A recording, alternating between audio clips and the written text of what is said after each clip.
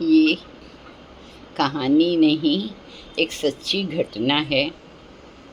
कई बार होता है हमारे इर्द गिर्द जो होता रहता है, हम उसकी वास्तविकता को नहीं पहचान पाते। सिर्फ शब्दों पे या जो सामने दिखता है, बस उसी को सच मान लेते हैं और उसी से फिर वातावरण, माहौल जो होता है ख़राब हो जाता है, बोझिल हो जाता है। और जब उस पे से पर्दा हटता है, रियलिटी हमको पता चलती है, वास्तविकता पता चलती है, तो हमको लगता है कि हम कितने भ्रम में थे और कितना गलत सोच रहे थे। तो एक ये सच्ची घटना है, आपको सुनाऊं तो आपको लगेगा नहीं, बात तो एकदम बराबर और सच है। दो सहेलियां थी, काफ़ी लंबे समय के बाद मिली। तो दोनों बैठी थी हॉल में, अपनी चाय वाय हो गई थी और गप्पे मार रही थी। ऐसे भी लेडीज़ के बारे में तो सर्वविदित है कि भाई बैठ जाए तो उनके गप्पों में तो फिर रात दिन कहाँ निकलते हैं पता ही नहीं चलते। और ये दोनों सहेलियाँ तो लंबे अरसे के बाद, कई सालों के बाद मिली थी और दोनों के बेटे बेटियाँ ब्याहे जा चुके थे, नाती पोतों वाली थी, तो फ्री भी हो चुकी थी। तो दोनों अपने पुरानी स्कूल टाइम की बातें, अपने यंग टाइम की बातें, घर की बातें, एक के बाद एक सारी बातें कर रही थी। तो ऐसे ही उन पे चर्चा छिड़ी, बहुओं पे, बेटियों पे। तो जो वो जिसके घर में बैठी थी वो बोलने लगी, बोली नहीं, बहुएं बेटियां सबका इतना अहम रोल होता है कि उनके बिना हमको जीवन ही अपना नीरस लगने लग जाता है। अगर उनकी उपस्थिति नहीं हो तो घर घर ही नहीं लगता है, एकदम सूना, भूतड़ा महल सा लगने लग जाता है। तो दूसरी बोली, हाँ ये तो है, जब बेटियां आती हैं ससुराल से तो घर ऐसे खिल जाता है, घर में एकदम किलकारी गूंजती है, रात दिन नए नए पकवान बनते हैं, सब प्रोग्राम्स बनाते हैं, बैठते हैं, तो घर एकदम भर जाता है, उत्सव का सा माहौल हो जाता है। तो उसने कहा कि हाँ ये बात तो ठीक है, देखो बेटियां जो होती हैं वो मिठाई जैसी होती हैं, शक्कर जैसी होती हैं, मिठास से भरी रहती हैं। वो आती तो लगता है जैसे घर में एकदम मिठास भर गई। बहुएं होती हैं वो नमक के जैसी होती हैं, जैसे नमक की होती है ज़रूरत, उस तरह से बहुओं की भी नमक जैसी स्थिति होती है। तो बाई चांस उसकी बहू वहीं बाहर से निकल रही थी, कमरे के बाहर से, और उसने ये शब्द सुने कि बेटियां तो मिठाई जैसी होती हैं, शक्कर जैसी होती हैं, और बहुओं की उपस्थिति जो होती है, बहुओं की प्रेजेंस, बहुएं नमक जैसी होती हैं।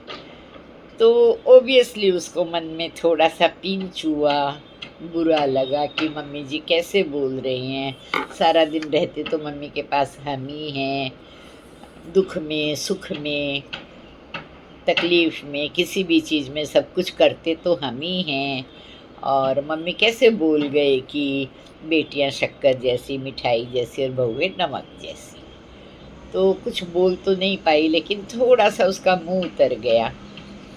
और जब सास की सहेली चली गई तो सास ने थोड़ा रियलाइज़ किया कि 2 दिन निकल गए, 4 दिन निकल गए, 10 दिन निकल गए, कि बहू थोड़ी नाराज़ जैसी, अपसेट लग रही है, मन से बात नहीं कर रही है। तो उनको समझ भी नहीं आया कि क्या बात है, तो उन्होंने बहू को बुलाया, पास में बैठे और पूछा कि क्या बात है बेटा, तुम ऐसे लग रहा तुम कुछ नाराज़ हो, उदास हो, कुछ अपसेट हो।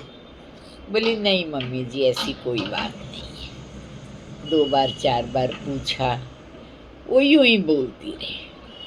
फिर सास ने बोला कि नहीं देख, कोई तो बात है, पर जो भी है तुम बताओ, बताए बिना देखो पता नहीं चलता है, पता नहीं तुमको क्या खराब लगा, क्या बुरा लगा, या और कोई बात है, जो भी है तुम बताओ। तो फिर वो बहू बोली, मम्मी बहुत ख़राब लगा कि आपने जो आपकी फ्रेंड आई थी उनके आगे ऐसे बोला कि बेटियां तो मिठाई जैसी होती हैं, मिठास भरी होती हैं, मीठी होती हैं, और बहुएं नमक जैसी होती हैं। तो ऐसे आपने कैसे बोला? हम ही तो आपके पास रहते हैं सारे दिन, आपका सब कुछ हम करते हैं, दुख में, सुख में, तकलीफ़ में, खुशी में, आपकी जो भी रिक्वायरमेंट होती है, ज़रूरत होती है, या जो भी कुछ होता है वो हम करते हैं। तो सास बोली, हाँ बेटा, बात बराबर है, तुमने जो सुना मैंने वही बोला कि बेटियां मिठाई जैसी होती, शक्कर जैसी होती हैं, और बहुएं नमक जैसी। लेकिन उस बात में क्या गहराई थी और क्यों बोला, क्या तुमने वो तो शायद तुमने नहीं समझा, और शब्दों को सुन के तुमको मन में बुरा लगा।